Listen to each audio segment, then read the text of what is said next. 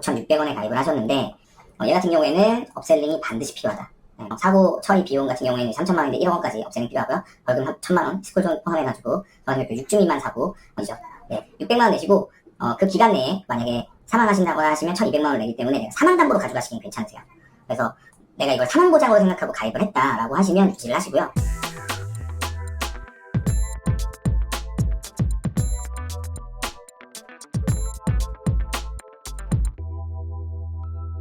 안녕하세요. 보험연구소 박찬환 대표입니다. 오늘은 49세 여성 보험 리모델링 사례입니다. 보험연구소에서는요, 3차에 걸친 체계적인 서비스를 통해서 보험 리모델링을 진행을 해드리고 있습니다. 1차는 보험 진단 서비스라고 해서 기존에 가입하셨던 보험 내역에 대해서 조회를 해보고 2차 서비스로는 증권 분석을 해드립니다. 그 다음에 세 번째 3차 과정을 통해서 상품 비교 분석, 마지막에 이렇게 다 정리가 되시면 보험료는 줄어들고 보장은 늘어나게끔 됩니다. 그러면 실제 여성 보험 리모델링 사례로 들어가 보도록 하겠습니다. 오늘 만나보실 고객님은 72년 7월생이신 49세 여성분이시고요. 상령일은 1월 20일, 그러니까 내년 2021년 1월 20일이 되시면 보험료가 인상되는 나이가 되십니다. 그래서 상령일이라고 하는데요. 이 상령일 전에 리모델링을 꼭 받으시기를 추천을 드리는 고객님이십니다. 정상계약건은 9건이시고요. 월납보험료는 61만 원을 납부하고 계시고요. 지금까지 납부하신 보험료는 4,800만 원, 앞으로 납부하셔야 될 예정인 보험료는 3,900만 원, 그래서 총 한 8,800만 원. 진단 내용을 한번 살펴보면요. 필수로 보장하는 38개 보장 중에서 미가입된 담보가 11개, 부족한 게 13개, 이렇게 해서 총 24개의 담보들이 부족하거나 미가입되어 있습니다. 분명히 리모델링이 필요하시겠죠. 그래서 각각의 계약들을 살펴보면 생명과 손보가 결합이 되어 계시는데 전체적으로 다 5년 이상 장기로 유지를 하고 계시는 분이세요. 최근에 이제 문의를 주셔가지고 보장이 정말 잘 돼 있는지를 물어보셨어요.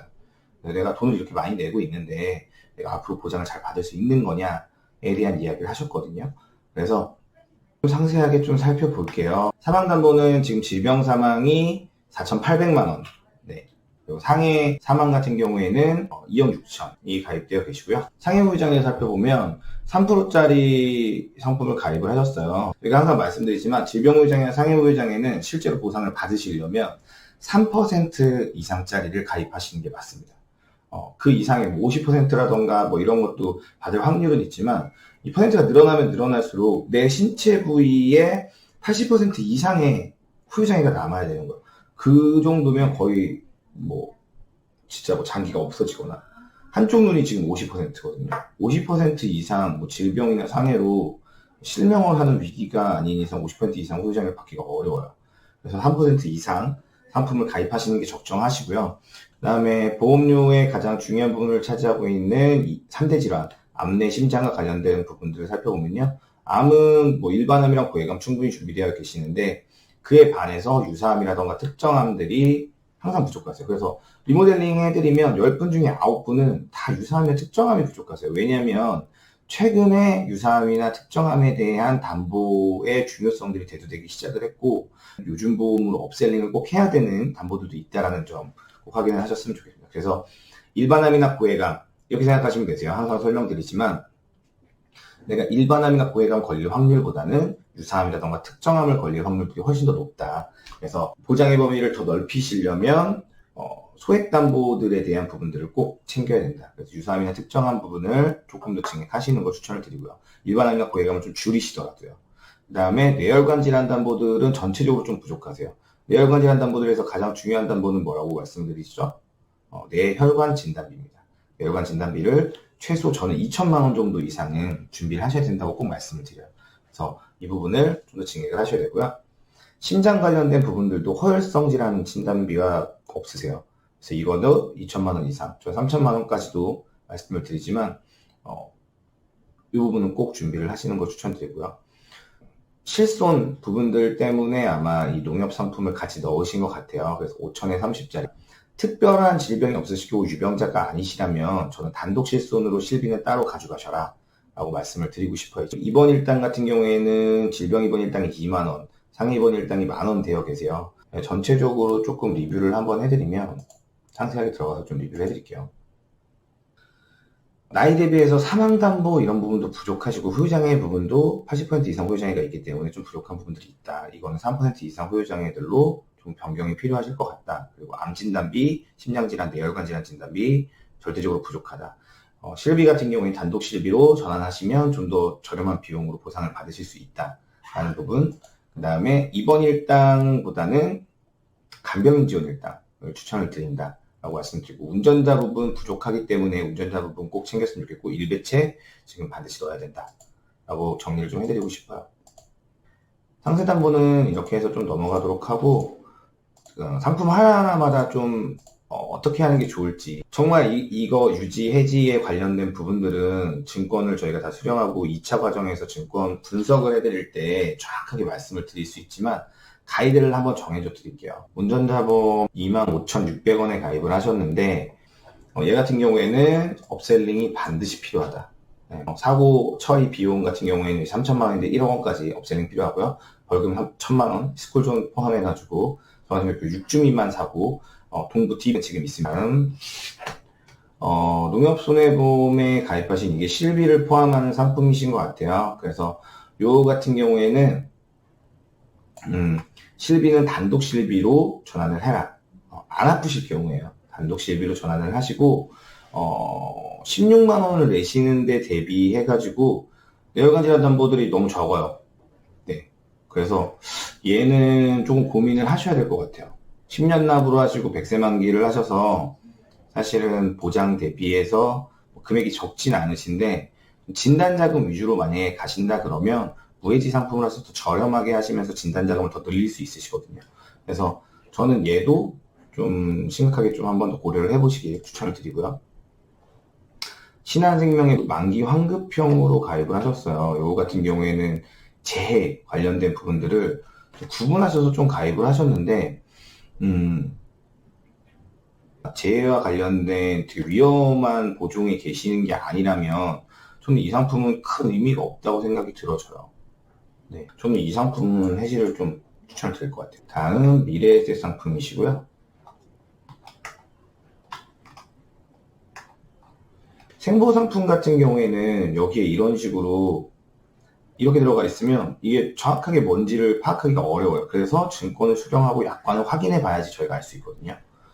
이거는 뭐 저희가 뭐라고 판단해 드리기가 좀 어려울 것 같고, 농협생명에 가입하신 이 상품 같은 경우에는 일반 사망이 1,200만 원이에요. 지금 절반 정도 내셨는데 10년 납이면 5만 원씩 해서 저희가 계산 한번 해볼까요? 5만 원씩 해서 1년 내시면 60만 원이에요. 10년 내시면 얼마죠? 600만 원이죠. 네, 600만 원 내시고 그 기간 내에 만약에 사망하신다거나 하시면 1,200만 원을 내기 때문에 내가 사망담보로 가져가시긴 괜찮으세요. 그래서 내가 이걸 사망보장으로 생각하고 가입을 했다라고 하시면 유지를 하시고요. 그게 아니다, 이걸 뭐 연금 형태로 가입했거나 내가 보장을 받기 위해서, 내가 아팠을 때 타먹기 위해서 가입하셨다고 하신다면 저는 해지를 추천드리지만, 내가 사망담보에 대한 장례 비용이 보통 저희가 1,300만 원에서 1,500만 원 정도 잡거든요.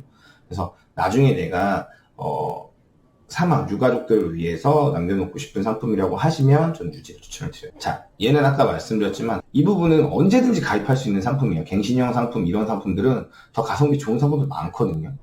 네, 저는 이거 일반적으로 설계사 통해서 가입하신 건 아니실 거라고 보죠. 왜냐면 설계사들은 절대 AI의 논스톱 슈퍼 암보험 갱신형 상품을 추천하지 않습니다. 그건 뭐 수수료와 뭐 수당과 내 영업력과의 관계없이 본인들도 이건 팔기에 창피한 거예요.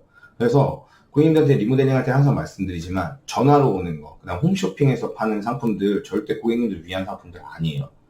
네, 그러다 보니까 그냥 저렴하다 그래서 무조건 가입하시는 건 저는 정말 추천드리고 싶지 않거든요. 그래서 이런 부분들은 저는 해지를 좀 추천을 드리고 싶어요. 그 다음에 연금 비적격 상품을 가입을 하셨어요. 근데 아까 전에도 말씀드렸지만 경제 주체시라면 저는 연금 비적격보다는 적격 상품을 추천을 드려요.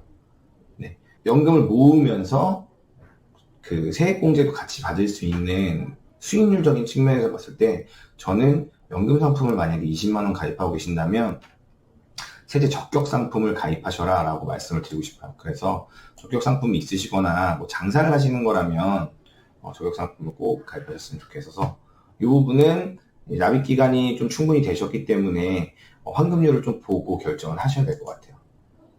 새마을금고 중앙회에서 적립저축을 넣고 계세요. 장기로 해가지고 변액상품, 투자상품으로 가입을 하시거나 리스크 관리를 잘해줄 수 있는 분을 통해 가지고 수익률을 극대화시켜줄 수 있는 설계사를 통해서 하시는 걸 추천을 드리지만 7년에 어떤 목적으로 가입하셨는지는 모르겠지만 이게 목적자가 된 보통 이제 중앙에 가서 은행에서 좋은 상품 있어요 라고 해가지고 그냥 추천받으셔가지고 넣으신 것 같거나 아니면 중앙에 계신 뭐 지인들을 위해서 가입을 하셨을지도 모르겠는데 저축은 보험으로 하시는 걸 추천드리고 싶지 않아요. 이거는 근데 유지하셔야겠다. 이건 유지하셔야 돼요. 왜냐면 2년 있으면 만기예요. 2년 있으면 만기인데 한번 보세요. 연락을 한번 해보셔가지고 저랑 상담해 보시면 아시겠지만 내가 지금 해지했을 때 그리고 만기 됐을 때 내가 만기 환급금이 정확히 얼마냐 적립형이잖아요. 근데 보험 상품은 정말 추천드리고 싶지 않아요. 네. 그래서 이 상품은 해지환급금을 정확하게 확인을 해보고 결정을 해야겠지만 다음번에 저축을 하신다 그러면 이 상품은 하지 않으셨으면 좋겠습니다. 그 다음에 장기 간병공제 또 하나 이제 똑같은 보험 상품이라고 생각하실지는 모르겠지만 저는 공제 상품을 추천드리고 싶지 않아요. 이런 공제 상품들을 통해서 보장이나 노후를 준비하시는 건 리스크가 있다라고 판단하시면 됩니다. 이것도 좀 담보 내용을 볼까요? 화상, 장기간병연금 뭐 이런 걸로 해가지고 나중에 아프셨거나 이랬을 때 간병 당했을 때 간병을 해야 될 때 연금 받을 수 있다 뭐 이런 식으로 상품 판매하셨을 것 같은데 반대입니다. 정말 반대고요. 이 상품은 저는 차라리 이 금액으로 간병인 지원보험 가입하세요. 그래서 전체적으로 좀 리뷰를 해드렸는데 이렇게 해서 좀 정리를 좀 충분히 해드렸어요. 그리고 마지막으로 이제 그러면 내가 뭘 가입하는 게 좋나요? 어떤 담보들을 가입을 해야 되나요? 라고 물어보시는 분들이 많으셔서 마지막으로 좀 추천을 드릴게요. 61만원 내고 계시는 거 대비해서 지금 보장이 굉장히 좀 밸런스가 안 맞고 형편없다고 볼 수 있어요. 저는 진짜 항상 추천을 드리지만 사망담보도 좀 줄이세요. 사망담보 불필요합니다. 근데 내가 진짜 물려줄 재산이 많아가지고 세금을 내야 되는 부분들, 그래서 그런 부분을 준비하기 위한 금액들, 그 다음에 내가 장례 비용이라던가 자식들한테 부담 주고 싶지 않으신 분들이 한해서 추천드려요. 하지만 사망담보를 좀 줄이셔라.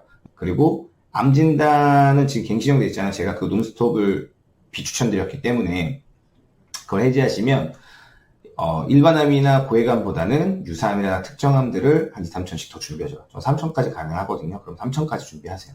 그럼 뇌혈관 질환 진단비, 허혈성 질환 진단비 더 추가하셔야 된다, 무조건. 네. 그 다음에 의료실비는 단독으로 전환하셔라.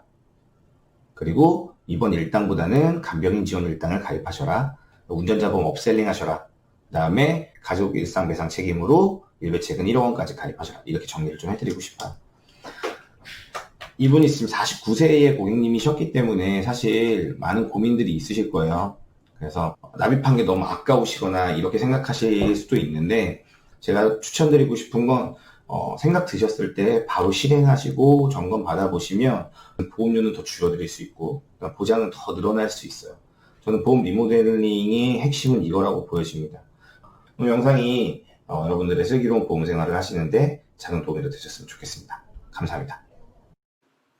유튜브 검색창에서 보험연구소를 검색하시고 구독과 알람 설정을 해두시면 유익한 보험 정보를 매번 받아보실 수 있습니다. 좋아요와 댓글은 보험연구소 컨텐츠 발전에 큰 힘이 됩니다.